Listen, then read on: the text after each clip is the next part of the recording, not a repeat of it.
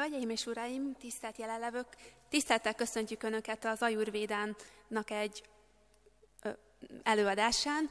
A mai napon az Ayurvéda, mint evidencia alapú gyógyászatot szeretnénk bemutatni, professzor M.S. Baghel bemutatásában, aki Indiában az egyik legnevesebb Ayurvéda professzor, nevéhez fűzhető körülbelül 10 tankönyv, és a Gujarat államból jött hozzánk egy nemzetközi államközi szerződés keretében, és szeretné segíteni, hogy Magyarországon, illetve Európában meg tudjon honosulni az Ayurvéda, és a célja, hogy a Debreceni Egyetem ehhez tudományos hátteret biztosítson, és most akkor szeretnénk beszélni arról, hogy miért is tudományos medicína az Ayurvéda. És akkor köszöntenénk professzor M.S. Baghelt.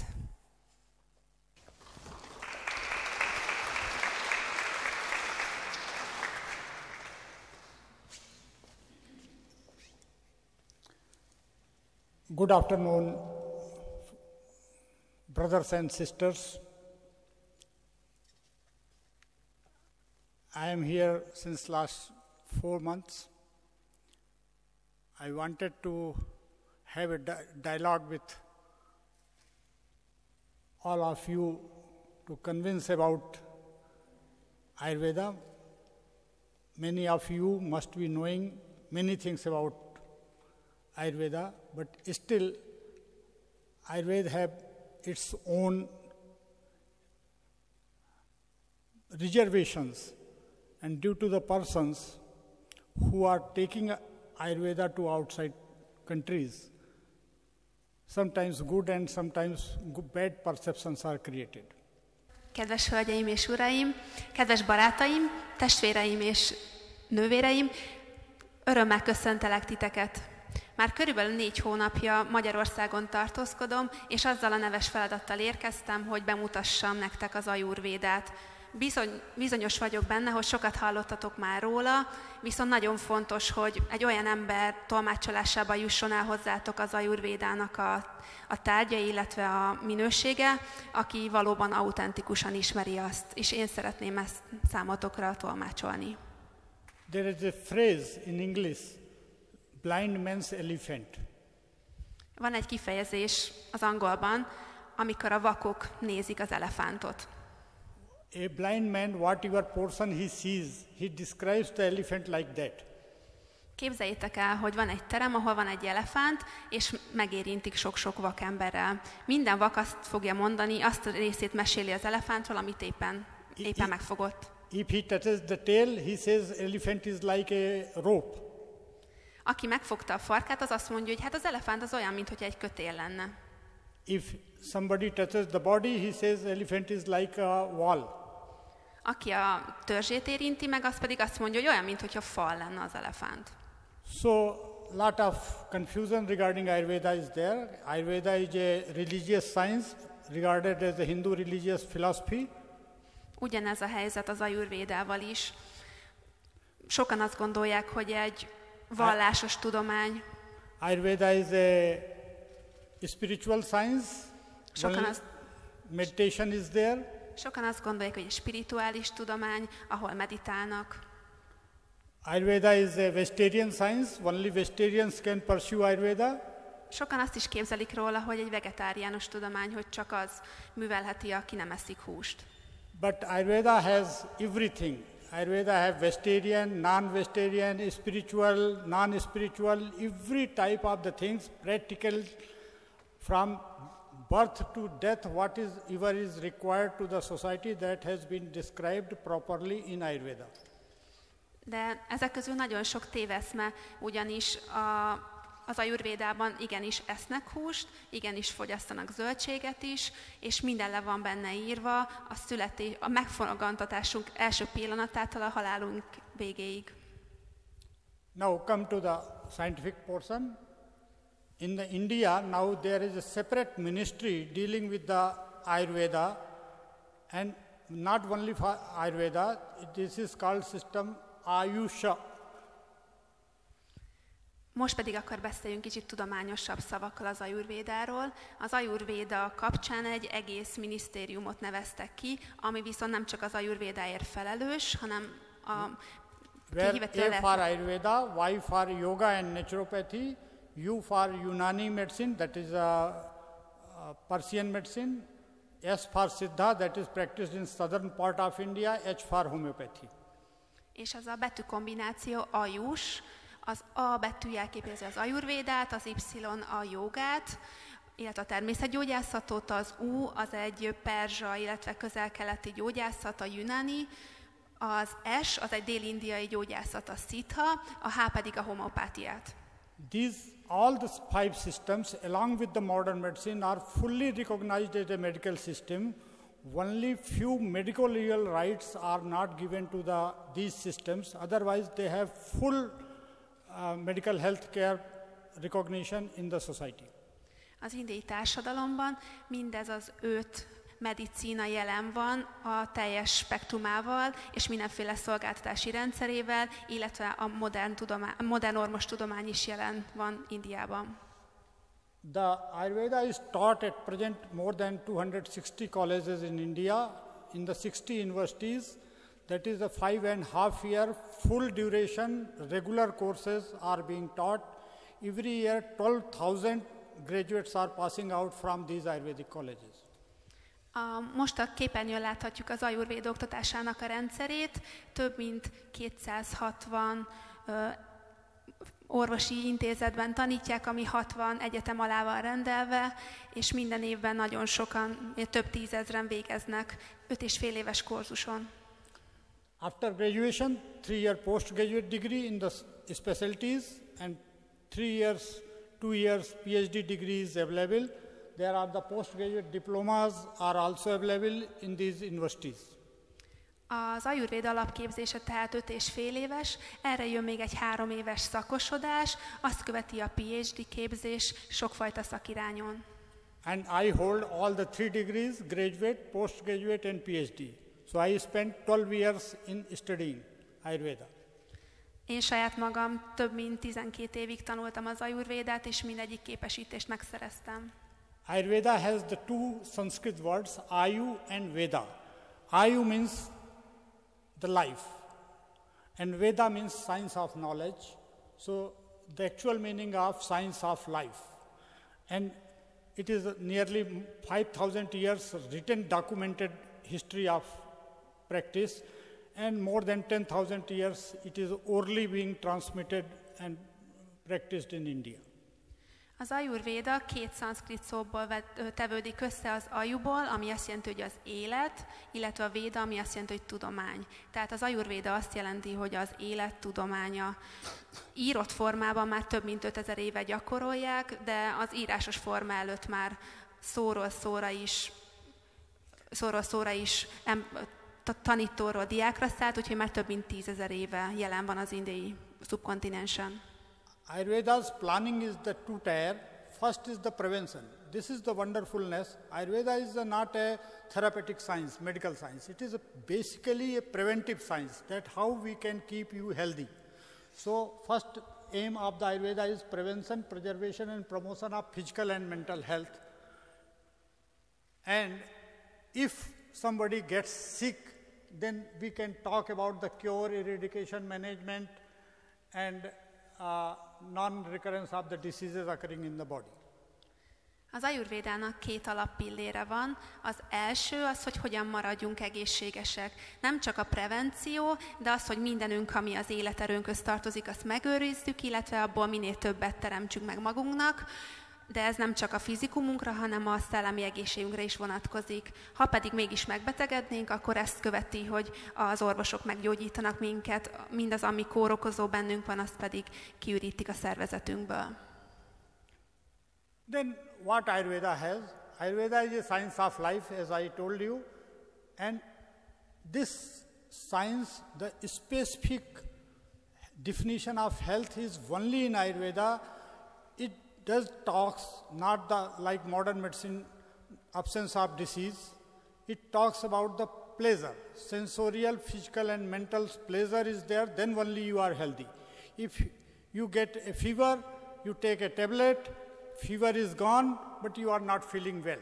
You have the headache, you have lethargy, you have a body ache, many things are there. Means you are not healthy.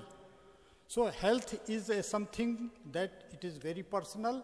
that you get the sensorio-psycho-spiritual happiness, then only Ayurveda says you are happy, you are healthy. Miért egyedülálló az Ayurvéda? Ha elmegyünk egy allopatikus orvoshoz, és azt mondjuk, hogy lázasok vagyunk, akkor azt mondja, hogy szedj be egy tablettát, és meggyógyulsz. De mégis sokszor érezhetjük, hogy még se érezzük jól magunkat. Pont erről szól az Ayurvéda, hogy ne csak fizikailag legyen elvileg tünetmentes a szervezet, hanem mentálisan, illetve érzékszerveinkkel is érezve egészségesnek érezzük magunkat. One wonderful concept of Ayurveda is there. Man is the replica of the cosmos. So there is microcosmos and macrocosmos. Whatever is in the world, so that is also inside represented in your body. Amennyire a makrokozmosz bonyolult, ugyanannyira bonyolult az emberi szervezet is, és ugyanazokat a tényezőket, amiket a makrokozmoszban megtalálunk, azokat ugyanúgy az emberi testben is felfedezhetjük. Ayurveda talks about the code and conduct of the dietary regime, seasonal regime, daily regime, day and night regimes. That is all not general but personal. Everybody should have their own code of conduct and lifestyle management. Az Ayurvéda egy olyan tudományág, amit nem csak általánosan fejezni ki, hanem minden embernek a saját személyiségehez, illetve alkatához viszonyítottan van egy szabályozási rendszer, magatartási kód arra, hogy hogyan kell napi szinten, havi szinten, évszaknak megfelelő szinten élni ahhoz, hogy egészségesen éljük az életünket. Ayurveda is defined as a classical medical system in 8 branches in the classics. At present we have more branches specialized like the modern medicine, but in classics there are the 8 branches of Ayurveda. First one is the general medicine, internal medicine, second one is surgery. Surgery was very much developed in Ayurveda, and it was so much developed that Chicago medical schools, only one picture is there, that is a Susruta, which is known as father of surgery, and at present 6 surgical procedures which are being practiced by modern doctors. They are as it is described in the 3000-old text, that is rhinoplasty. Repair of the nose is being done by the same methodology which was used 3000 years back by the Susruta. Az Ayurvédának 8 ága van a klasszikus irodalmában, ahhoz képest persze több ágát is használják, de a klasszikusokban 8, ebből az első 2-t említette professzor, az első a belgyógyászat, a második pedig a sebészet. A sebészetet azért is említeném meg, mert Chicagóban egy neves orvosi intézményben jelenleg körülbelül 8 fajta műtétet még mindig ugyanazokon a módon végeznek, amit 3000 évvel ezelőtt Susruta, az Ayurvédának az egyik ősatja. But the invention of the 3A, anesthesia, analgesia and antibiotics have changed the whole scenario of surgery. In Ayurveda, there was no potent antibiotics, anesthesia and analgesics. That's why the systems of the surgery are being adopted in modern medicine with the help of anesthesia, antibiotic and analgesics. A 3A az altatás, az antibiotikumok, illetve az analízis mind az Ayurvédából kapta a modern orvostudomány. Those who ever knows about India, they know this picture. This is one of the gods, elephant god. And the mythology is this: his father cut down his head. He was not knowing that is his son. Head has gone somewhere. He was not able to trace it out. So he cut a head of elephant and sutured it with the boy, and that boy becomes the elephant god. Biztos vagyok benne, hogy sokan ismerik ezt a fotót a kivetítőn. Ő Ganesha, az elefántisten, az egyik kedvenc isten a hinduknak. A történet hozzáköthető az orvostudományhoz, ugyanis ő egy kisfiú volt, az édesapja pedig Siva isten. Viszont Siva isten nem tudta, hogy a kisfia maga a fiú, emiatt levágta egyszer haragjában a fejét, és ahhoz, hogy ezt jóvá tegye, kitalálta, hogy az első jövevénynek a fejét hozzáműteti a kisfiú testéhez, és szembe jött egy elefánt. És a műtét sikeresen létrejött, ugyanis egy elefántisten lett a műtét eredménye. So toxicology was another branch. psychiatry was full-fledged branch. Geriatrics was a very developed and branch, because at that time they have done a lot of researches regarding the rejuvenation, and the sexual health improvement was another topic for which they have a separate branch.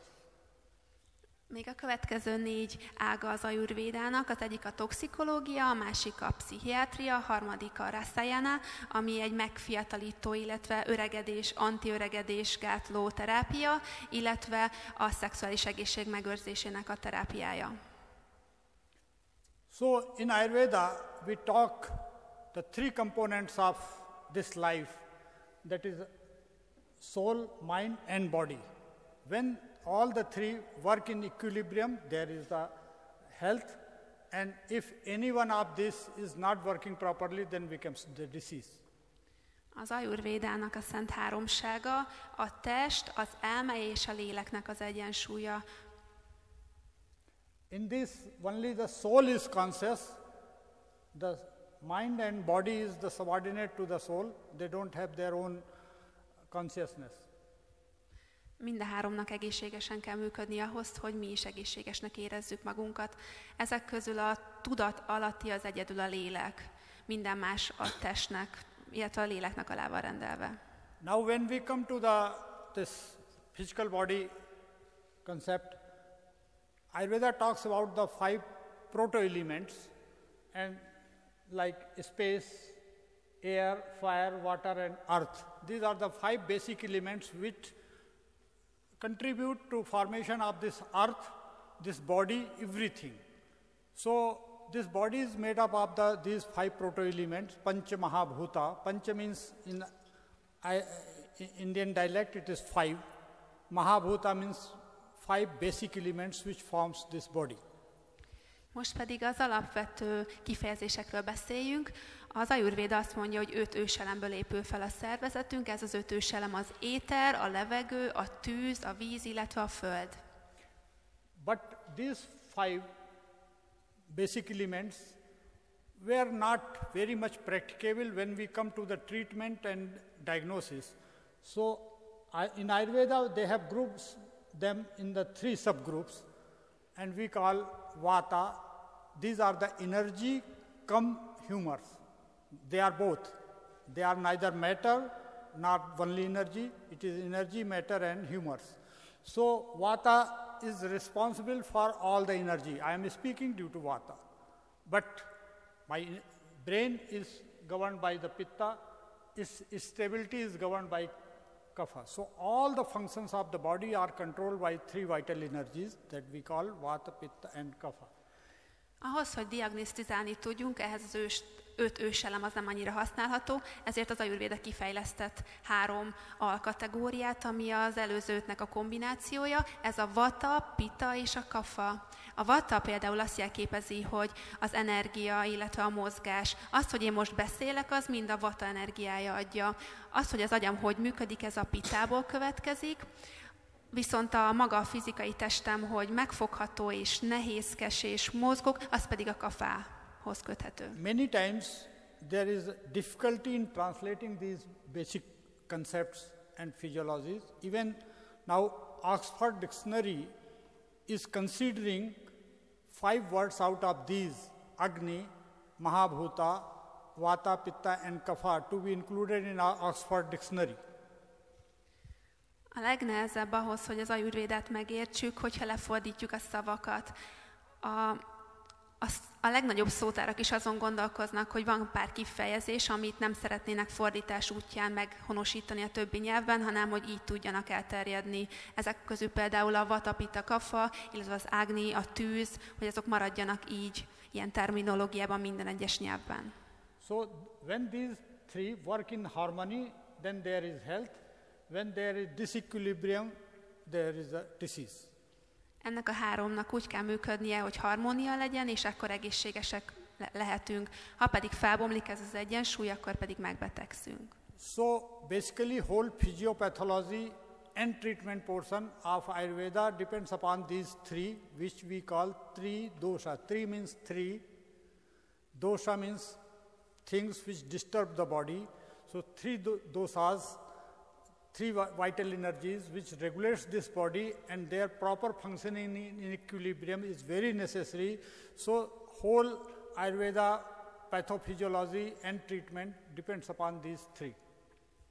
Ez a 3 dósa igazából az egészség fenntartásának az alapja. Ennek a 3-nak kell egymáshoz viszonyítva, harmóniában működni ahhoz, hogy egészségesek maradjunk. Maga a dósa szó azt jelenti, hogy zavar a rendszerben. Úgyhogy ez a 3-at mégis, a 3 zavart összekapcsoljuk, és úgy működik, ahogy kell, akkor egészségesek vagyunk. Thus, human body, mind, constitution, diseases, medicines, food, all has been categorized in these 3 types, vata, pitta and kapha types. Például a prakriti, ami a fizikai egyéni beállítódás, a betegség, a gyógyszerek és az étkezés, mindegyiket ehhez a 3 dósához köthetjük. So, the first component in our Ayurvedic physiology is the dosha. Second component is the tissues. So, these doshas work through the tissues. So we call 7 tissues. And they may not literally the translation, but all the,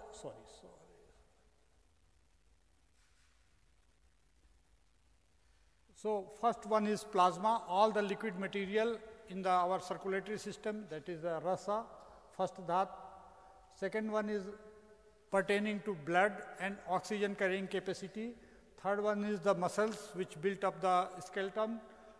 Fourth one is all the fatty tissues and things. Fifth one is the bones. Sixth one is bone marrows and nerve tissues and nerves.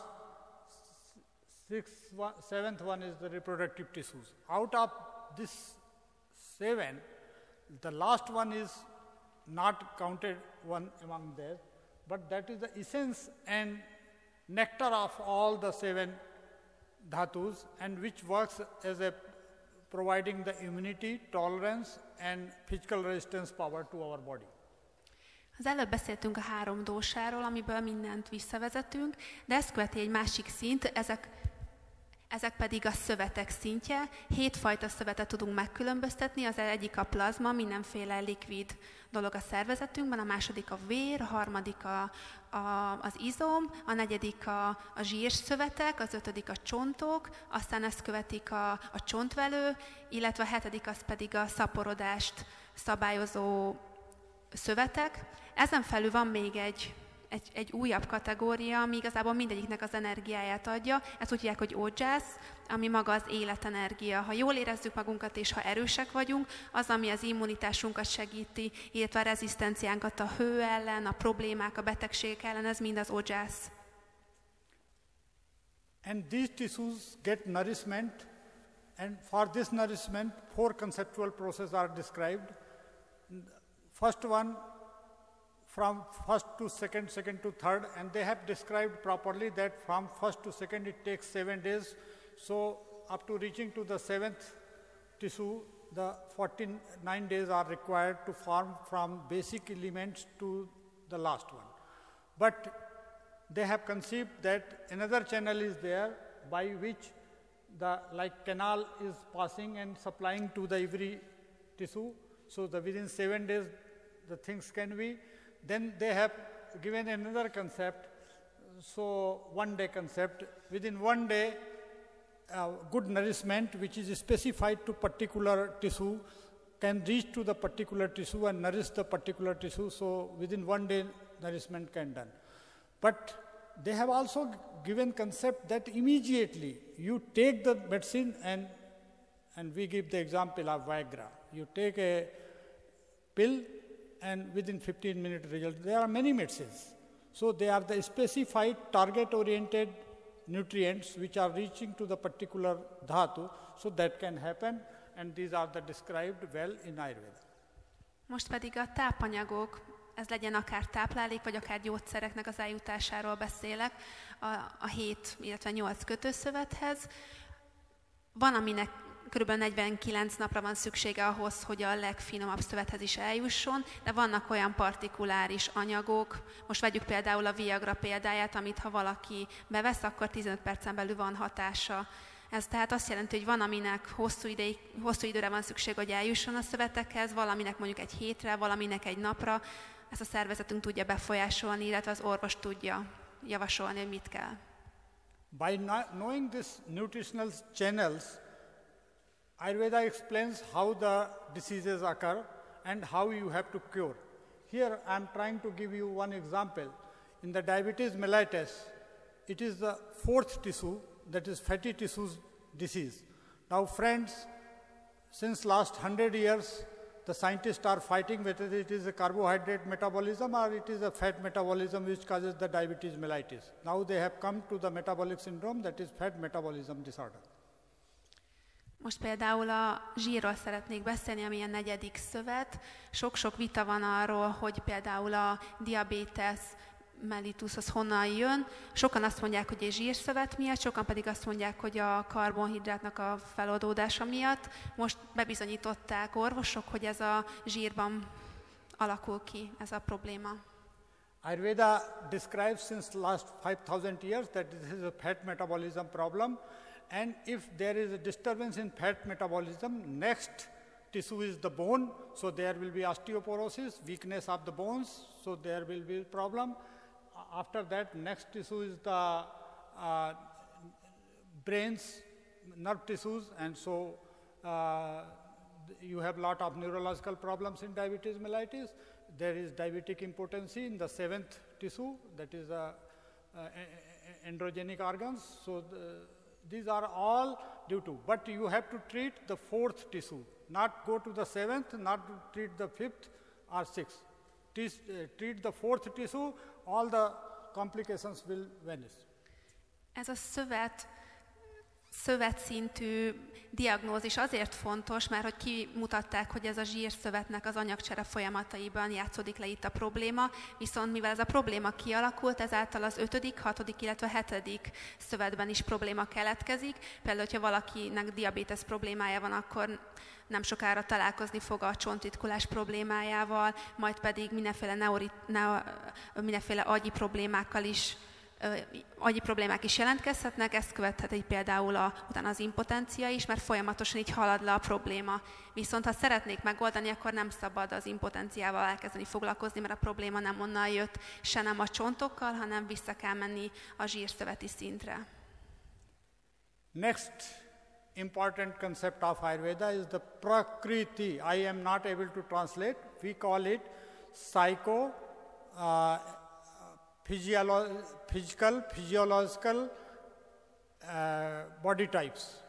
So everybody is born with particular psyche, its physiological action and its body physique. So that we call Prakriti. Now it is a big matter of research. In India, I don't know how to call it, 1 crore? 10 million foreign, you calculate? 10 million Indian rupees? Yeah, foreign, 40 million. Yes, 40 million. So there are the 7 projects of the 40 million foreigners on genomics. And all the Indian scientists are after that to find out the genomic basis, because I was fortunate even to become a reviewer of some of these projects. And they promised me that within 5 years they will give a chip to you and put the chip and your computer will tell how much vata, how much pitta, how much kapha is there in your body, and for modification of those to bring them equilibrium, how much dietetic changes you require. So within 5 years, and this is the very individualistic concept. Everybody have a different body constitution and it has to be managed very differently. There is no need of any medicine after 5 years. There will be no need of medicine, only correction of your diet and lifestyle will cure you for everything. Most pedig eljutottunk a prakriti fogalmához, ami nélkül az ajurvédáról nem tudunk beszélni. Nagyon nehéz lefordítani. talán azt mondhatnánk, hogy az egyéni beállítódás, ami mentális, illetve fizikai beállítódás, amit sokan mondjuk a nyugati orvostudománynak a terminológiában a genetikához hasonlítanak, viszont annál picit több, mert a mentális beállítódás is benne van. Minden embernek saját prakritia van, amiben a 3 dósa, amit mondtunk, a vata, a pitta, a kapha, mindenkinek a szervezetében jelen van. Az arányok persze különböznek. Indiában most indult egy óriási kutatás, körülbelül 40-50 millió forint értékben, de lehet, hogy mondjuk a számítások nem pontosak, hogy az embereknek a 3 dósát, meg a prakritiét számítógépekkel a genetikáját elkezdik vizsgálni, ami azt jelenti, hogy egy chip segítségével azt ígérték neki, hogy 5 év múlva egy chippel bele tudják az embereknek az adatait táplálni, ami tudni fogja, hogy ez a 3 dósa, a vata, pitta, kapha milyen arányban van a szervezetében, ami abból tud segíteni, hogyha valaki megnézni a saját csipjének az állapotát, hogy most hogyan érzi magát, akkor étkezési, illetve életmódváltozásokkal akár az is elérhető 5 év múlvától, amikor már lesz az a csip, hogy ne kelljen gyógyszert szednünk, hanem ez a csip jelez, hogy valami baj van az egyik dósával, és most akkor ezt kell csinálnod, és akkor meggyógyulsz. So if anybody is interested, you go PubMed, there are more than 40 papers are available, and lot of research, as I told you, on the website there are more than 10 formats are available to assess your prakrit, but I don't advise to use those because prakrit is a subjective come objective criteria, and you have to be very careful while filling the proforma. So unless some expert is not doing, don't go for the online proformas available on the net. A prakritinél nagyon fontos megemlítenünk, hogy ez nem általános, hanem mindenkinek saját prakritia van. Ha PubMed-en rákeresünk, akkor rengeteg oldal fog kijönni ezzel kapcsolatban. Vannak mindenféle kérdőívek is, hogy megállapítsa mindenki a saját prakritiét. Én nem javaslom senkinek, hogy ezt használja, mert ahhoz egy szakember segítsége kell, hogy a valóságos arányok kimutathatók legyenek. So I will read, this is the project of the Government of India. Some part of this, they found that Ayurveda-based method of phenotyping classification of extreme constitutional types uncover the genes that may contribute to system-level differences in normal individuals, which could lead to differential disease predisposition. By knowing these genetic type, we can tell in future what type of the diseases you are going to get. So you have to modify your lifestyle so these diseases does not occur, or can be delayed or can be prevented to the lesser category. Ez a projekt annak érdekében zajlik, mint hogy már korábban is mondtuk, hogy kevesebb orvosi beavatkozásra legyen szükség. Ha mindenki tudja a saját prakritiét, akkor a prakritie alapján, meg ez a projektnek a kimutatásai alapján azt is meg lehet határozni, hogy bizonyos prakritiű emberek milyen hajlamokkal rendelkeznek a betegségekre. Itt a genetika és az epigenetikáról van szó, amiben tudjuk, hogy bizonyos genetikával rendelkező emberek bizonyos betegségekre hajlamosak, és hogyha ezt figyelemmel tudjuk követni, ezt a prakriti változást, akkor azt is előre tudjuk jelezni, hogy mit ne tegyünk, vagy mit tegyünk ahhoz, hogy egészségesek maradhassunk. So this knowledge of prakriti is used by Ayurveda persons for promotive and preventive health and curative health, for both the purposes these are being used. Ez a prakritit arra is használják, tehát a prevencióra, illetve a gyógyításra is mind használható. Then Ayurveda in physiology also talks about the channels. We describe the 13 channels which are responsible for health and disease. Ezután jön a 13 csatorna, ami az egészség megőrzésében fontos szerepet játszik, illetve ha betegek vagyunk, akkor valószínűleg ezek a csatornákban is probléma lehet.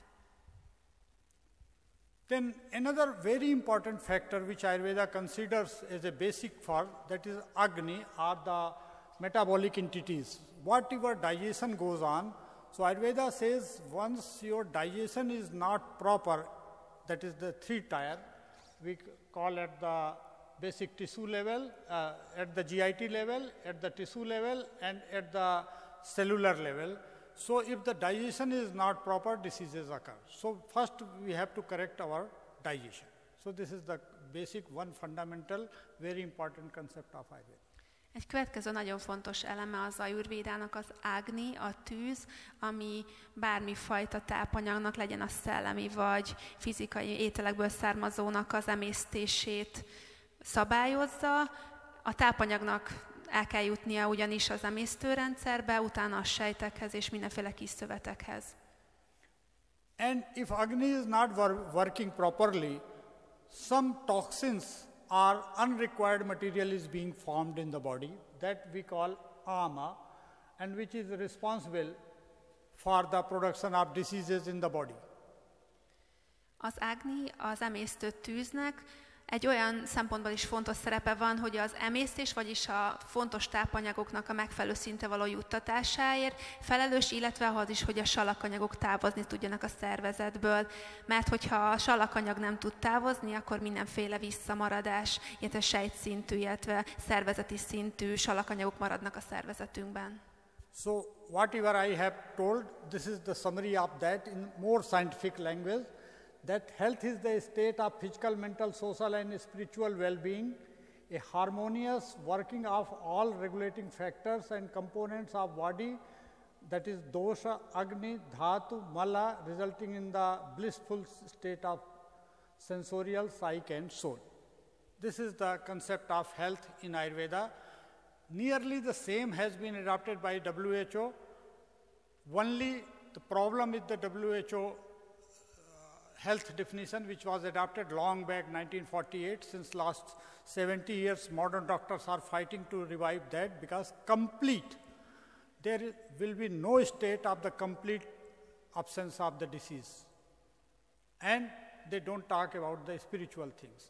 So if there was a conference in 2011 at Netherlands to discuss the definition of the health, and they have resolved that this definition, whatever is adopted by WHO in 1948, is promoted by only pharmaceutical companies, and this benefits the pharmaceutical companies, and it makes the man as a pharmaceutical purchaser. Most pedig láthatjuk az korábbiakban elmondott prezentációmnak az összefoglalóját, hogy ahhoz, hogy egészségesek maradhassunk, ahhoz a fizikai, szellemi és spirituális egészségünknek a megtartása nagyon fontos.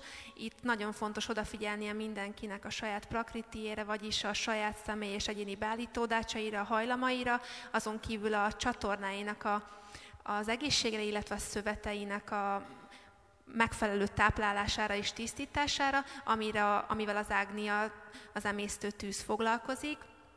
Ha ezekre odafigyelünk, akkor egészségesek maradhatunk. A világ egészségügyi szervezet majdnem ilyen formában el is fogadta ezt a koncepciót még az előző század közepén, viszont mivel azt nem fogadják el, hogy a spirituális egészség is nagyon fontos, és úgy fogalmazták végül meg az egészséget, hogy jelenleg az emberek a gyógyszergyáraknak a fogyasztói. There is no rules of health in modern medicine. There are rules of disease. How the diseases occur, because this is a disease-oriented system. So you have the lot of rules how diseases occur, how to prevent the diseases, but there is no concept about health. Just recently, Florida Medical School is going to organize a conference on how to maintain health and how to define health. It is in the October 17th to 19th, where I have to define this health. This definition of health, you see, this is a state of dynamic continuum. You cannot say that it is a permanent entity. És ez egy kis pici kritika a modern orvostudomány felé, hogy nincsen arra definíció, hogy mi az egészség. Az, hogy mik a betegségek és mik a problémák, arra van. Úgyhogy a modern orvostudomány inkább kortannal dolgozik, és hiányzik belőle az a kifejezés, hogy hogyan legyünk egészségesek. Mostanában egyre több nemzetközi konferencia foglalkozik azzal a fogalommal, hogy mi az, hogy egészség. Mindenki erre keresi a választ. Azt mindenképpen tudni kell az egészségről, hogy ez nem egy állandó állapot, hanem ez egy folyamatosan, dinamikusan változó One of the American rheumatologists, who is basically Indian, after practicing 50 years rheumatology in the Florida, he converted to Ayurveda after 50 years. He was most vigorous critic of Ayurveda for 50 years. When he got ISD, and then he converted to Ayurveda. Now he have written this paper in journal published by my previous university, and he given a wonderful theory that modern medicine have the wonderful offensive strategy, and traditional medicines like Ayurveda have a wonderful defensive strategy, for which he have given example sword and shield. Neither sword can win the battle, nor shield can win the battle. Sword and shield have to get united to win a battle of health protection. Dr. Gopal Basista, aki egy reumatológusként dolgozott kb. 50 évig Amerikában, és egy nagy-nagy Ayurvéda támadó volt 50 éven keresztül, mindaddig a modern orvostudománynak a vívmányairól beszélt az Ayurvéda ellen, mindaddig, ameddig egy szívbetegséget nem kapott, és akkor így átfordult az Ayurvéda irányába, mert az segített neki. Ő az elmúlt években előjött egy teóriával, ami azt gondolom, hogy kellően ábrázolni tudja, hogy mit is jelent az Ayurvéda, illetve a modern orvostudománynak esetleg az együttműködése. A modern orvostudománynak nagyon jó támadó stratégiája van, az Ayurvédának pedig nagyon jó a védekező stratégiája. Ezt hasonlíthatjuk a támadó stratégiát egy kardhoz, a védekezőt, az Ayurvédait pedig egy páncélhoz. Most a kérdés az, hogy ki tud győzni egy háborúban, akinek kardja van, vagy akinek páncélja van. Hát mind a kettő kell a győzelemhez, ezért azt gondoljuk, hogy kézenfogva kell ennek a két tudománynak mennie. Ayurveda has its own diagnostic tools, and all the sensorial organs, questioning and reasoning is to be used for the diagnosis, and that is a well-defined, well-described, and all the text, this is description. Anyhow, again, like the blind man's elephant, Ayurveda becomes synonym with the pulse diagnosis. This is a very small part of Ayurveda. It is not only pulse diagnosis that a physician should close eyes and put up the fingers on the pulse and he knows everything about body. It is not true, it is confusing and it is mysterious, something noxious about Ayurveda. Sorry, you have to translate.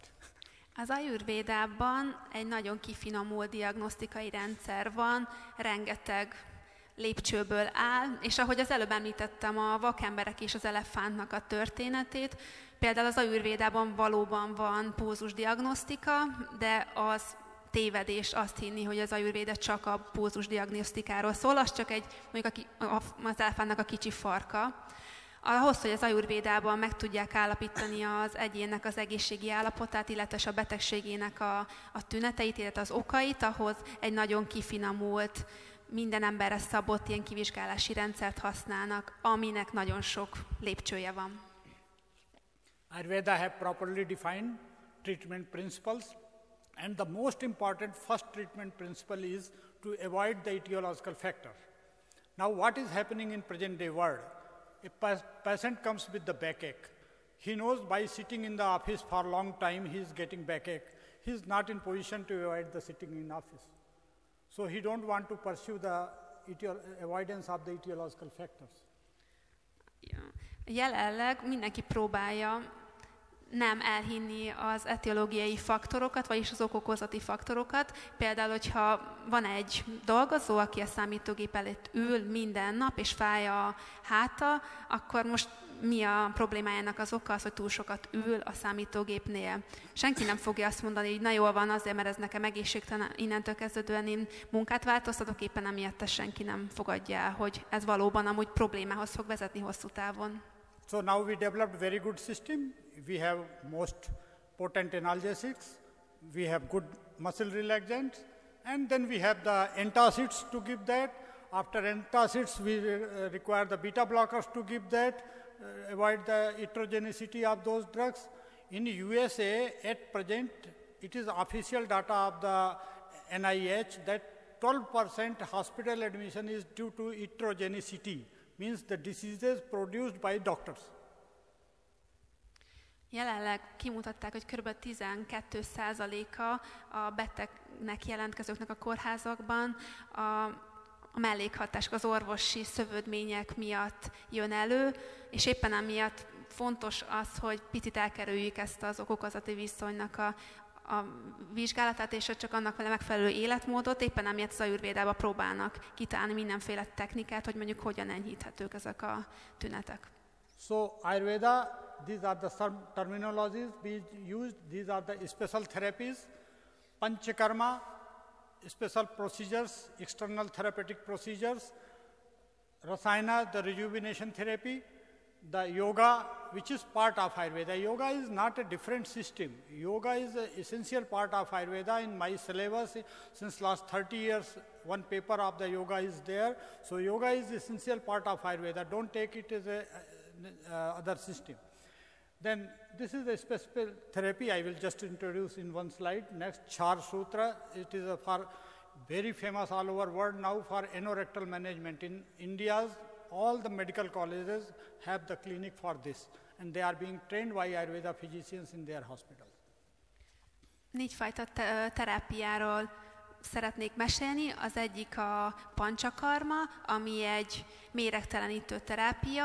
Ezen kívül a rasayana az egy ilyen sejtmegfiatalító terápia, a jóga, azt el kell mondanom róla, hogy az nem egy különálló rendszer, hanem egy szerves része az Ayurvédának.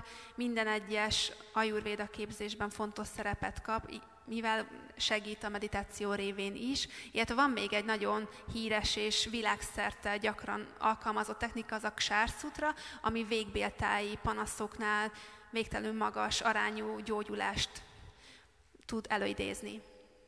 So Panchakarma is the specialized use of the 5 therapies, and that gives the wonderful result in all the management of the diseases, maybe chronic, maybe acute, many diseases we have wonderful therapy.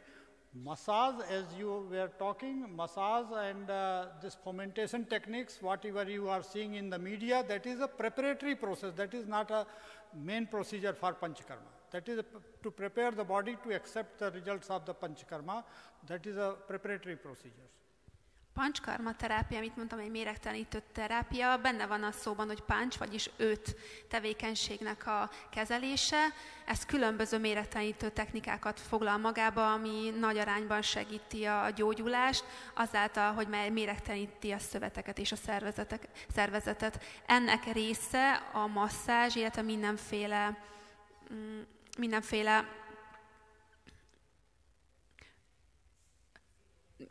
tisztítókezelés, de amit a tévében láthatunk, meg mindenféle turisztikai helyen, hogy masszíroznak, és mindenféle különböző ilyen érdekesnek tűnő kezelések kezelnek, ezek csak az előkészítő technikái a panchakarmának. A lényeg az maga az egyéb tisztító terápiákon van.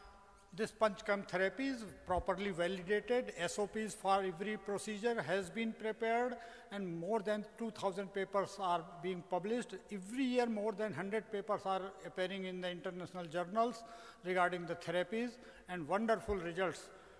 Just not to quote much, before here, I don't know how many of you, if doctors are there, lung fibrosis cases you have treated. And one lung fibrosis case living in Kuwait has been declared a lifespan of 1 year, and since last 2 years he is surviving, and 20% recovery in the fibrosis has been done. When previously he was not able to climb 1 floor of the hospital, now he goes up to the 3rd floor of the hospital by climbing, and everything is okay. Every year once he comes to our hospital and takes the treatment. This case history has been published by the Kuwait Medical School in their journal. A panchakarma terápia, vagyis ezek a tisztító technikák, ami magába foglal beöntéseket, hánytatásokat, illetve a szervezet bérrendszerének a kitisztítását. Ez annyira hatásosnak bizonyult, hogy minden évben több 100 tudományos papír jelenik meg a hatásosságáról. Szeretnék mesélni egy történetet.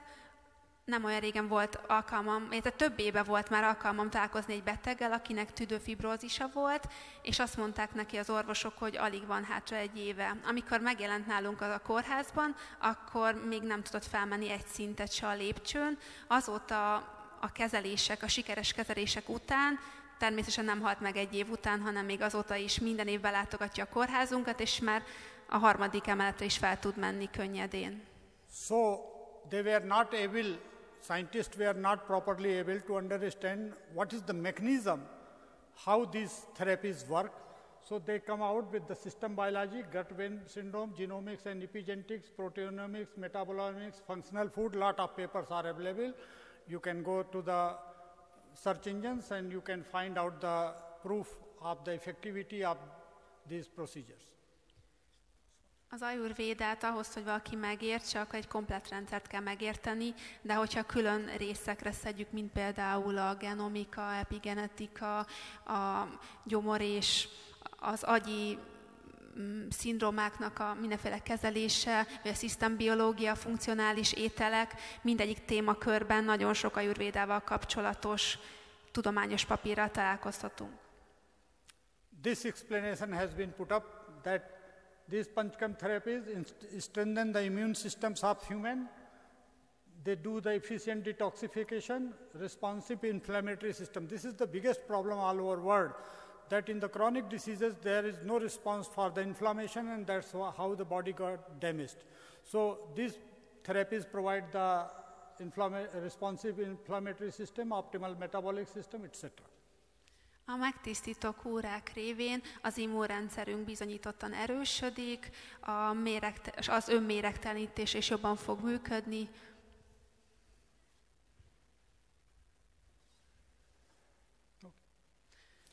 So another therapy is the rasayana. Rasayana is the proper use of the diet, behavioral modalities and herbal drugs for the rejuvenation and nutritional needs of the body. Most a következő technikáról szeretnék beszélni, a rasayanáról, ami ilyen test, egészség, illetve szövet megfiatalító hatást lehet vele keresztül kimutatni. Ez az étkezésen, a viselkedésen, illetve a gyógyszerek mindenféle herbáriumunk használatát használja. This has been recent definition given by some modern scientists from USA. Looking to the various definitions given in the text, it can be said that rasayana therapy is primarily linked with the molecular nutrition. Rasayana remedies seems to work through the nutrition dynamics, improving the molecular health, in turn leading to the rejuvenation and positive health. Ez nem olyan régen Amerikában lett egy definícióként megadva a rasayanának, ami kimondja, hogy molekuláris szinten segíti a sejteknek az egészséges fennmaradását. And these are the more than 10,000 papers on PubMed regarding the rasayana drugs used in Ayurveda. They say these are the antioxidant, adaptogenic, immunomodulatory and so on. Több mint 10 000 PubMeden megjelentetett tanulmány van a rasayana jótékony hatásairól, illetve hogy mit tud a rasayana. Itt olvashatjuk, hogy antioxidáns, nootropikus. Few of them is being worked out in this university when they don't know that this is described in Ayurveda as a rasayana drug, but they are proving this same effect in this university also, that these drugs have this potency. Lehet, hogy az egyetem kutatói bizonyos sikeres kutatásaikban kimutattak már bizonyos hatásokat, és lehet, hogy nem is tudják, hogy ez egy Ayurvédában is használt gyógykészítmény, aminek az Ayurvéda szempontjából is van eredménye. This is a little bigger presentation. Now from here onwards this is only for the scientific peoples who know this. I will rush through the presentation. These are the most important rasayana drugs described in Ayurveda. And these are the numbers which is given there. These are the PubMed search results. Now you see that curcuma longa, which is being worked out at this university. They have 2,242 papers on the name of curcuma, 3,102 papers on turmeric, and curcumin have 7,462 papers. So this university have also, our honorable rector has added many papers in this regard. So this is the situation of people say, where is evidence for Ayurveda working? These are all diseases, and they have not found out single new entity or new function which is not reported in Ayurveda.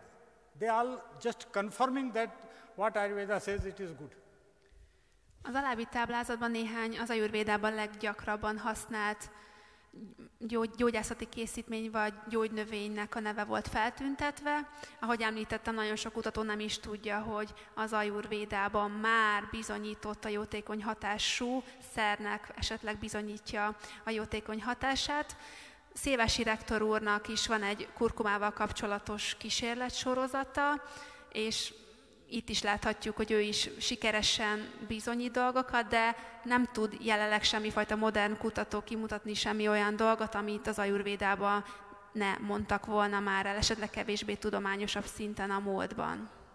This is the first most wonderful drug, that is the Indian gooseberry. Unfortunately or fortunately, only available in Asia, southern part of Asia, and this is the most described drug in Ayurveda, and they were telling that use of this can reduce your, increase your lifespan up to 200 years, 400 years. They have a lot of the things described. So this attracted the attention of the scientist. Most pedig szeretném bemutatni az amlát, ami az indiai egres, ami mondhatjuk, hogy gyógyszer, de igazából inkább csodaszer. Az Ayurvédában az egyik leggyakrabban leírt, jótékony hatással rendelkező csodaszer. Sokan mondják, hogy ha az ember ezt fogyassza, akkor mindenféle szempontból a szervezet erősödni fog, és talán az életének nem is lesz soha vége. So again, this was a project on this. This was not done by any Ayurvedic institute, Department of Science Technology, Government of India's work, and work done by the genetic scientist, very known genetic scientist, and fortunately I was again reviewer of this project as a Ayurveda person. So in this project, they have, these were the questions raised for this project. Do the formulation have anti-aging effect? Do the heavy metals present in many of the Ayurvedic formulations induce stress response? Do the Ayurvedic formulations have neuroprotective effect, especially in fly models? So this project was done on the Drosophila melanogaster, and as I met our friends here in our university, they are also working this. So I will give you only the result. Now you see the result, that it increases the median lifespan, it increases the fecundity, it increases the heat tolerance, it increases the larval feeding, but no effect of the adult feeding.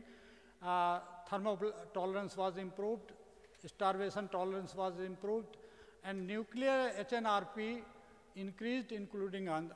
This was the first time there is a proof that this drug repairs the genes which are related for aging. Most pedig egy olyan kísérletet, illetve tanulmányt szeretnék bemutatni, amit nem ajurvédikus szakember készített, hanem egy genetikológus vagy genetikával foglalkozó szakember Indiában. Ez méhecskéknek az élethosszára, illetve mindenféle élettani változását vizsgálta, akkor, hogyha ezt az amlát, ezt az indiai egrest fogyasztották. Most nem szeretnék belemenni részletekbe, hanem így csak megmutatnám önöknek a jótékony hatásokat, amiket felmértek. A kísérlet folytán az amla fogyasztása után, vagy az amla adagolása után a méheknek, a szaporulata a méheknek megnőtt, az élettartama megnőtt, a hőre való toleranciája megnőtt, az éhségre való toleranciája szintén nőtt. So the second drug which was taken as a comparison, it is a mercurial, and no toxicity has ever been reported by any scientist working on this mercurial. It is prepared of the mercury, and it was used, and its result is nearly comparable to the herbal drugs. És az Ayurvédában sokat használják a fémeket. Összehasonlították az amlának a hatását az egyik indiai gyógyászatban használt fémhez, a higanyhoz. Tudjuk, hogy ez itt nyugaton egy kényes kérdés, de Indiában az ajurvédikus módszerekkel használt higanyon bebizonyították, hogy abszolút ártalmatlan, és hogy hasonlóan jó hatásokat mutatott, mint az amla. Next wonder drug which I started to work in 90s on tuberculosis, and now that project has been developed, and its one alkaloid, piperidine, has been patented, and now rifampicin and piperidine joint product is available in Indian market. It reduces the dose of rifampicin to 1/4 and reduces the toxicity of the rifampicin. What we were doing in chronic tuberculosis patients, we were, with modern standard treatment protocol, we were giving this spice. This is a simple spice available on the market. You cannot say that there will be drug interaction, this, that, because it is a spice being used by the general public. So we found that people recover very quickly. So that has been taken further and that has been patented. A következő csodaszer a pippali, aminek az angol neve long pepper. Ez Indiában egy fűszer, amit bárki megvásárolhat a boltban. Ezt is kipróbálták különböző betegségek esetén is. Nagyon jótékony hatás jött elő a tüdőbajban szenvedőknek. In PubMed there are the 6,000 papers. It is a wonder drug in India. On the survey it has been found that modern 20% pediatrician prescribe it is a non-prescription drug as a spice that if any type of the respiratory allergy or things are there, they ask mothers to take 1 or 2 pieces of the piper longum along with their medicine, whatever they are giving, anti-allergics and antibiotics, whatever they are giving. Ezt megismételném, hogy ez nem egy gyógyszer, hanem egy bármilyen boltban vásárolható fűszer. Indiában jelenleg kb. 20%-a az orvosoknak felírja a betegeiknek, hogy a vényre kiváltható gyógyszereik mellett esetleg használják az étkezésükben a pippalit, a hosszú borsot, és nagyon sokat tud segíteni mindenféle fajta légzőszervi panasz esetén. Turmeric is again wonder drug. It has been talked a lot, but friends, don't break into the pieces. Don't take out the alkaloids. Use the whole curcumin. And what the people are saying in US, that Indians are getting less colon cancer because they are using a lot of turmeric in their food. Indian people are getting less toxicity of the modern drugs because they are using turmeric. So, still, my recommendation, scientists have their own way, pharmacologists have their own way. They are going to break down curcumin to all their alkaloids, but when the drug is used in whole, it has a capacity to repair the metabolic syndrome within use of 1.5 years. It is not 1 day, 2 days, or days. If a person uses this turmeric along with the first drug, Amalki, it repairs the insulin sensitivity. A következő csodaszer a kurkuma. Én szeretnék a kurkumáról úgy beszélni, mint egy fűszer, és nem szeretném, mint a farmakológusok, különböző molekulákra bontani, mert hiszek abba, hogy amit a természet megadott nekünk egyben, azt egyben fejti ki legjobban a hatását, de persze a mindenféle tudományák képviselő mindenki a maga útján fogja használni a tudományt, hogy szeretné. Azt kimutatták, hogy azok az emberek, akik sokat fogyasztottak kurkumát, azok körülbelül 1,5 éves használat után sokkal rezisztensebbek lettek, illetve sokkal kevésbé maradt benne a szervezetükben a gyógyszereknek a káros anyagtartalma, illetve Indiában is kimutatott, hogy jóval kevesebb a mindenféle Alzheimer vagy Parkinson-korban szenvedők aránya, és pont amiatt, mert az indiai konyha sokat használja a kurkumát. Becopomonieri, again, it is a mental promoter, and 25 years back, nobody was believing that memory can be increased. And at that time, this patent has been taken by the Indian government's agency, Central Drug Research Institute, and since then, lot of Indian market, good or bad, prescriptions are available. Every mother wants to feed his child with this drug, so his son tops in the exams, gets the very good marks, everything. So this is again very good research and well promoted. But we are using for all the psychological disorders, not for a memory enhancer. A következő csodaszer a brahmi, az ez egy fűféle, amit Indiában mindenféle gyógynövényboltban kapható. A népi gyógyászatban el van terjedve, hogy a brahminak jótékony hatása van a memóriára, emiatt nagyon sok anyuka mindig fut a gyógynövényboltba, vagy vásároljon ilyet a gyerekeinek, hogy jobban teljesítsen a vizsgákon, jobb iskolákba kerüljön be. Mi azért ajurvédikus orvosokként általában mindenféle pszichiátriai probléma esetén használjuk, nem pedig memórianövelőnek. Another thing is that what I am telling, it is not only drugs which can cure. We have a complete management system, and this is a work done on the Parkinson disease. Likewise, many works are reported where a full system of the treatment therapy works the miracles for the Parkinson and Alzheimer's. Fortunately, Alzheimer's is again very rare in India still, because Indians are using turmeric a lot. This is now proved and published result that Indians are using turmeric in the food, that they are suffering less by the Alzheimer's.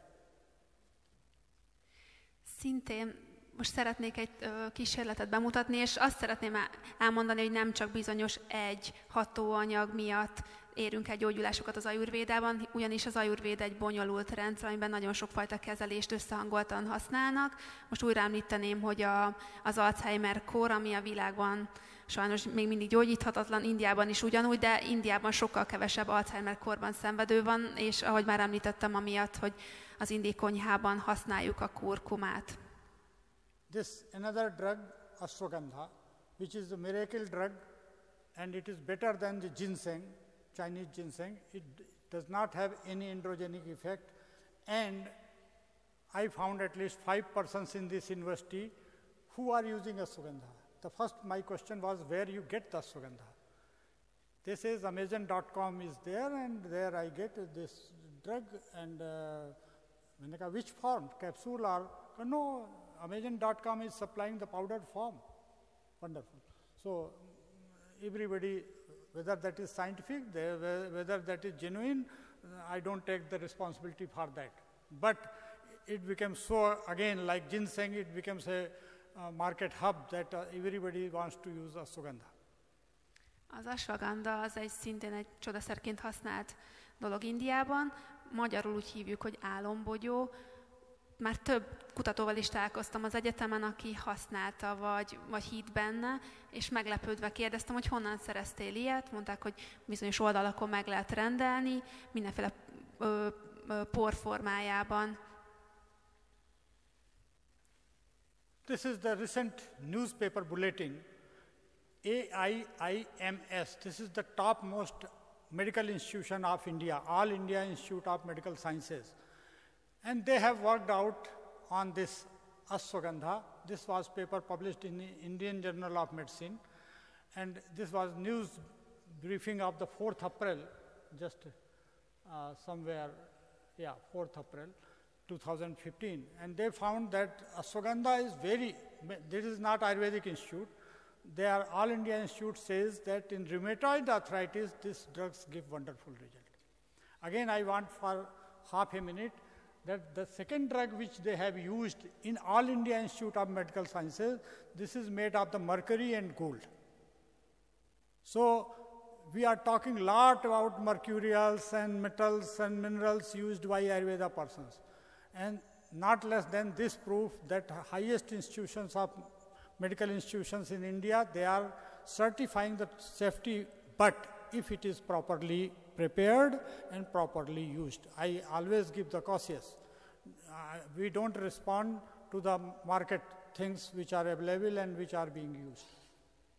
Ez egy április 4-én megjelent cikk arról, hogy az ashwagandhát az AIIMS, India egyik legnemesebb orvosi intézmény, egyik legnemesebb kórháza elkezdte használni, az új Delhiben van, és kimutatták, hogy a reumatitis artitis esetében milyen pozitív hatásokat mutattak ki az ashwagandha használatával. Ez azért egy fontos hír, mert ez nem egy ajurvédikus kórház, hanem egy hagyományos nyugati allopatikus orvoslásra felépült intézmény, és itt jött egy tanulmány, ami bizonyítja, hogy milyen hasznos ez a szer. Ezen kívül itt még csináltak kísérleteket, és aztán a másik olyan ajurvédikus szer kísérlete, amit mi gyakran használunk, ezek pedig a metálok, ez a higany, illetve az arany. Azt viszont el szeretném mindenkinek mondani, hogy bár mi sokat használjuk ezeket a metálokat, de nem mindegy, hogy mit használunk. Úgyhogy nem azt mondom, hogy az embernek vásárolnia kell ilyet a patikákban, hanem csak az, és kizárólag az a felhasználás és elkészítési mód jó, amit az évezredes tudomány kimutatta, hogy hogyan kell elkészíteni. So other drugs, Tinospora cardifolia, and this wonder drug, basil, this has been proved by Japanese scientists that it has wonderful radioprotective effect, and in the Chernobyl disaster, they found that this drug works miracle in the patients who are exposed to the radiation. And I myself personally used in the radioprotective effect in the cancer patients, and we found the miraculous results. Nearly 50% complications of the radiotherapy were prevented by this single drug. Következő csodaszer pedig a tulsi, ami az indiai bazsalikom. Ennek a jótékony hatását, illetve az azt mutatta ki, hogy japánok csináltak mindenféle kutatásokat, ugyanis ott az atomkatasztrófák idején ez fontos dolog volt, és például a csernobili katasztrófa idején is kipróbálták, hogy milyen hatással van, ugyanis kimutatták, hogy rádióaktív védelmet biztosít a szervezetnek, éppen emiatt a rákos betegeknél is használják, és kimutatottan 50%-át a mindenféle rákos kezelések mellékhatásait ki tudja szűrni, vagy meg tudja előzni. Rheumatoid arthritis is again 2 NIH-funded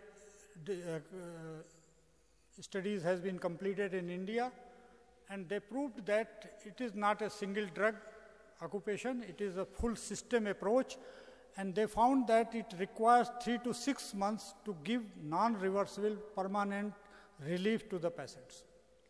Újra erről a betegségről beszélünk, a rheumatoid arthritisről, nem egy gyógyszerrel, hanem egy egész kezeléssel, ami az Ayurvédában egymásra épül. Ha kezeljük, akkor 3-6 hónap alatt elvileg vissza nem térően meg tudjuk gyógyítani az ilyen betegségekkel. In Ayurveda it is difficult to create the RCTs, randomized controlled trials, because use of the diet, various type of the treatments and medicines. So, but this study was having the randomized controlled trial protocol, and they have published more than 8 papers in the American journals of rheumatology, and this is a well established treatment protocols. Ezt a kísérletet esetleg javaslom azoknak, akik a reumatológiai problémákkal foglalkoznak. Nagyon sokat publikálták, és ez egy elfogadott terápia a gyógyulásra.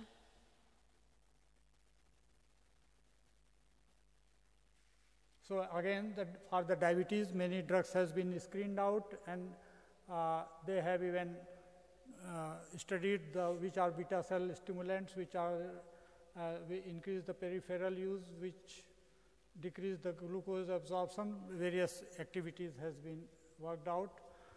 Recently, this yoga everywhere, because friends, if you know, my Prime Minister is a strong follower of yoga, and 21st June of this year, from this year, has been declared a World Yoga Day, International Yoga Day, and voted by 177 countries in the United Nations. So everybody is after now yoga also. Most pedig a jogáról szeretnék beszélni. India új miniszterelnöke, Narendra Modi, a jogának a nagy kedvelője. A tavalyi évben az ENSZ közgyűlésen elfogadtatta, hogy a jogának is legyen egy világnapja, amit június 21-ére tűztek ki, és az ENSZ tagállamok közül 177 igennel szavazott, hogy igenis legyen egy ilyen nap. We have very good results to show on the heterogeneities, complications of the modern drugs, and we are able to cure the patient. We are able to prevent the heterogeneity. Many times we cannot avoid the modern drugs. So we can use Ayurveda drugs that there are less complications for the modern drugs. Az Ayurvéda pedig abban is nagyon jó, hogy a bizonyos szövődményeket megakadályozza, illetve limitálja. As I explained, yoga is not a new phenomena. Yoga is a part and parcel of Ayurveda, and at present more than 5,000 papers are available all over world regarding the various effects of the yoga therapies, meditation therapies in the media. A jogáról újra beszélnek, mint egy kiegészítő része az Ayurvédának. Szintén rengeteg tudományos publikációt olvashatunk ennek a jótékony hatásairól, illetve a meditáció jótékony hatásairól. In the last, this is Char Sutra therapy, a special sit-on prepared by with the help of herbal medicines being used for the hemorrhoids, the fissure and fistula, but most successful is regarding the fistula. For fistular tracts in anorectal area, this is the most established treatment protocol, and all over world, a lot of researches is being done.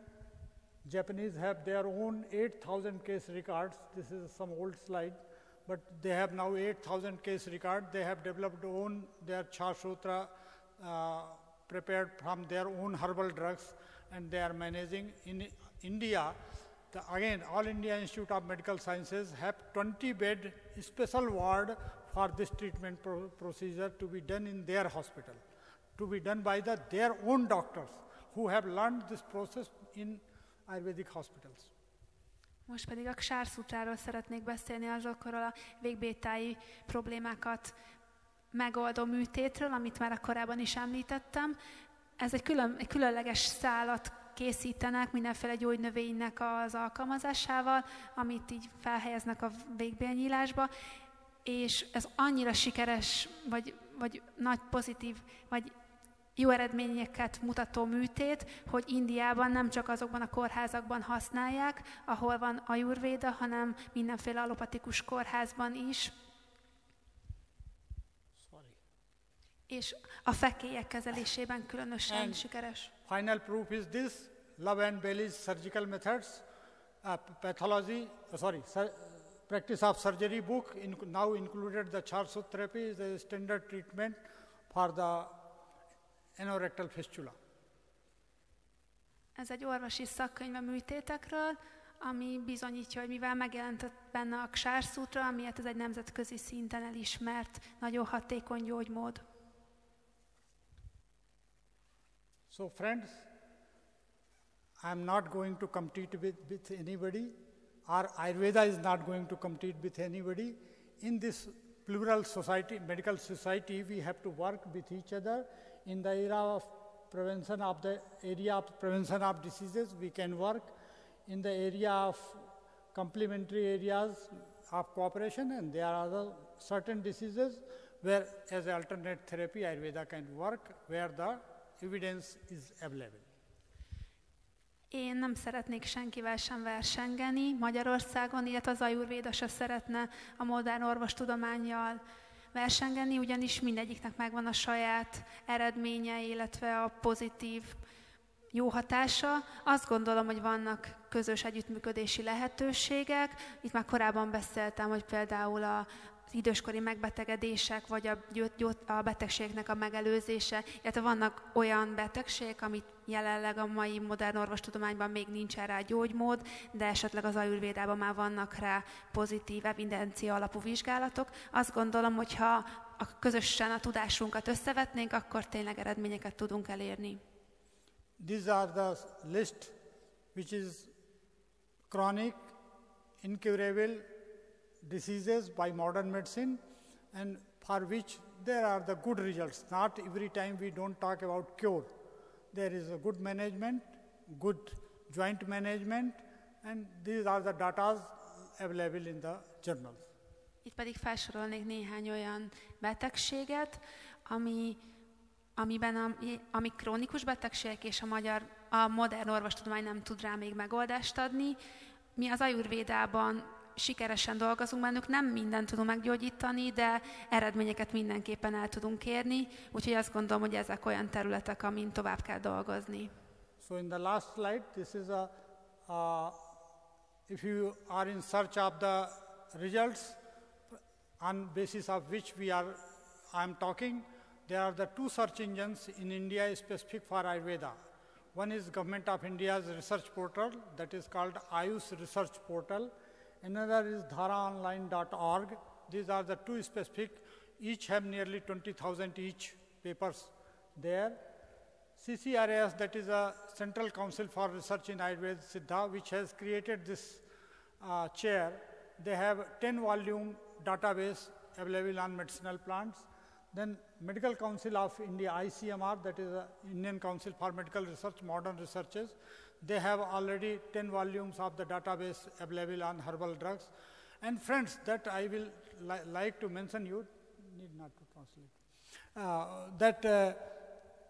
Indian Pharmacopoeia of Modern Medicine has already added 120 herbs in their pharmacopoeia by proving that these are the effective medicines. És most hogyha bárkit a tudományos oldal érdekeli, illetve mindenképpen az evidenciákra kíváncsi, akkor javasolnék 2 adatbázis, az egyik az Ayush minisztériumnak a keresőportálja, a másik pedig a Dara online, ahol mindenféle publikációk ingyenesen letölthetők.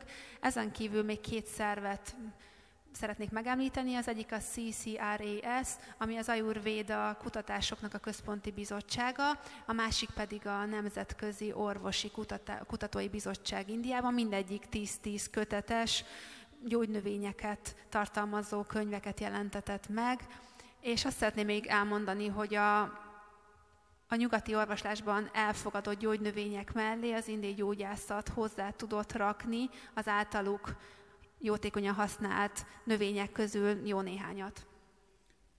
So friends, to solve the problem of health of the international global community, we have to come together each other. Who will go where, that I don't know, whether this person will go there or this person will come here. This is to be decided by you, but unless both come together, the health problem will be not solved. So thank you all. I am sorry that in enthusiasm, I took a lot of time from you, but you will excuse me because a lot of the things were required to be communicated, so it became little longer. Most pedig ezzel a képpel szeretném zárni a prezentációmat. Itt egy szakadék, illetve 2 ember mindkét oldalon. Mit gondoltok, hogy ki fog messzebbre jutni? Azt hiszem, és ez ugyanúgy, mint a modern tudományos alapú orvostudomány, illetve a hagyomány alapú mondjuk Ayurvéda, ezek lehetnek az a 2 jelenlevő. Azt hiszem, hogy csak abban az esetben fognak tudni átjutni a másik oldalra, hogyha együttműködnek. És ahogy ti most megjelentetek itt, én nagyon szépen köszönöm, hogy végighallgattatok, elnézést, hogyha túl sokat beszéltem, sok mindenről kellene, úgyhogy ez sok ideig tartott, de köszönöm szépen, hogy mindenki itt volt. Namaste. Namaste. Amennyiben kérdéseik vannak a professzor úr felé, akkor azt most fel lehet tenni, és ő nagyon szívesen megválaszolja őket. Azt szeretném kérdezni, hogy ugyanazt a rendszert szeretnék-e Magyarországon bevezetni, azt a sok éves, sok fokozatú rendszert, amit a professzor úr ismertetett, vagy ez nálunk valami egyszerűsített szisztéma lesz? Okay, so the question is about education, whether the system we want to introduce in Hungary is exactly similar to what there is in India, those many years of studies, or something more simplified or a different version. This is up to you, what you want to adopt. I will tell you what is available, where is the proof, where is the data. Rasayana is a concept. We eat food for rejuvenation. We eat milk for rejuvenation. It is not only a medical system that we use the drugs as a rasayana. So, as I told you, temperament, body constitution. If someone is of kapha personality, he should use honey. If someone is of vata personality, he should use butter or clarified ghee, clarified butter, what we call in India ghee. And if a person of pitta is hot, should suppress the hotness of the body, he should use milk. This is rasayana. So it is not always jump to the medicine. Medicine is a part, we come to the later on. But and it is not only medicine or drugs, behavioral code of conduct, when to talk, when to laugh, when not to laugh, how much suppress your anger, how much suppress this all code of conduct is also prescribed as a mental code of conduct as a rasayana. Because at present, you are well aware that lot of psychosomatic disorders are there in the society. Whole society is troubled by the psychosomatic problem. Even if we follow some code of conduct of living, we can reduce the burden of the society by the psychiatric illnesses and tension and insomnia and forgetfulness, and then burnt out syndrome. Burnt out syndrome causes your immunological balance gone, and that can be managed by the simple change in your lifestyle. You don't require to run to the psychiatrist and metabolic consultation. Oké, tehát igazából ez a kérdés egy kicsit másik irányból szerepel az ő fejében, hiszen ő mindent tud, amit lehet, és ami a világban már létrejött a képzés szintjén, vagy ami elérhető lenne, és valójában a megrendelésre vár, tehát hogy mi az, amire mi nekünk itt szükségünk van, mi az, amire a legnagyobb igény lenne.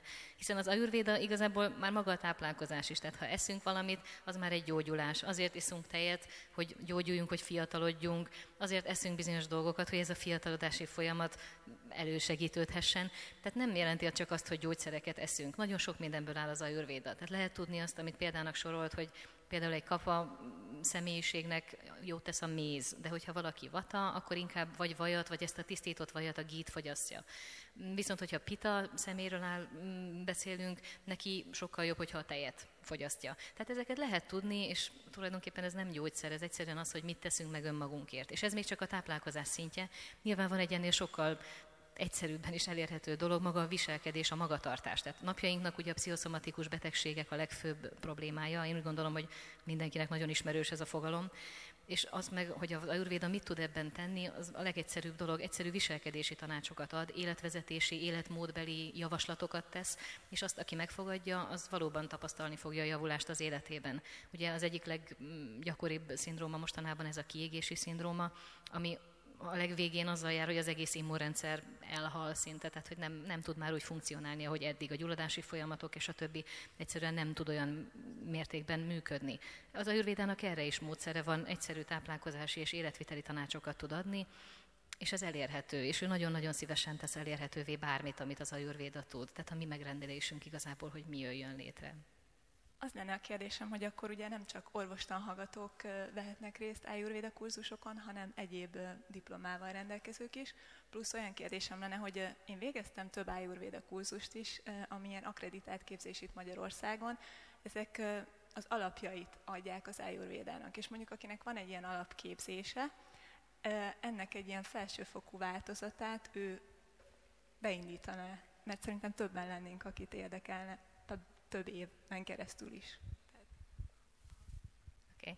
So the lady who asked the question has already studied Ayurveda, and her question is whether these courses will be only for medical students or for anybody who is interested, because she believes that there are many people who already studied Ayurveda in some form or another, and they would love to be a little bit more educated in the field on a higher level. At present, we are planning for 4-tier courses. First, we want to prepare authentic teachers and doctors. So, first course will be available for the medical doctors who can teach others, because we don't have the local Hungarian teachers for Ayurveda. So, the first batch we want to prepare from our doctors of the university and practitioners who can prepare the courses. Oké, tehát az első szintje ennek a 4 szintű dolognak, amit megvalósítani tervezünk, az az, hogy kiképezzük az orvosokat és orvostanhallgatókat, hiszen nincsenek jelenleg tanárok. Tehát szeretnénk tanítani, de mivel nincs Magyarországon képzett tanár, ezért az első szint mindenképpen azt jelenti, hogy az orvosok, akiknek már van valamilyen hátterük, kiképeződjenek Ayurvédában is. Ez az első szint. Second course for the paramedics, we want supporting staff who can work in our clinics and support the Ayurvedic practitioners, so we will prepare the paramedics courses. A következő szinten azoknak az orvosi szakembereknek a képzése lesz, akik tudnak segíteni majd ezeknek az Ayurvédában már képzett orvosoknak a különböző terápiák elvégzésében. Ez egy második szint már. Third course will be for the general public to improve their own health, and that will be a short course for human health care and lifestyle management. A harmadik az gyakorlatilag a laikusoknak, a mindennapi embereknek szólna, mégpedig olyan kurzus formájában, ami általánosan javítja az ő közérzetüket, javítja a mindennapi életvitelüket, tehát felvehetik olyan emberek ezeket a majdan megjelenő kurzusokat, akik egyáltalán nem is hallottak még az Ayurvédáról. And fourth course is specific for PhD research scholars coming to this university, and that will be an introductory course for initiation them in Ayurveda, so they can think in the future researches to add Ayurveda as a subject. A negyedik rész pedig az, amikor PhD hallgatóknak, kutatóknak fogunk oktatni, hogy érzékenyítsük őket az Ayurvéda kérdéseire, mivel hogy ezt a kutatási folyamatot is végtelenül tovább lehet vinni, tehát ők lesznek a jövő kutatói. Ez a negyedik szintnek az elképzelése.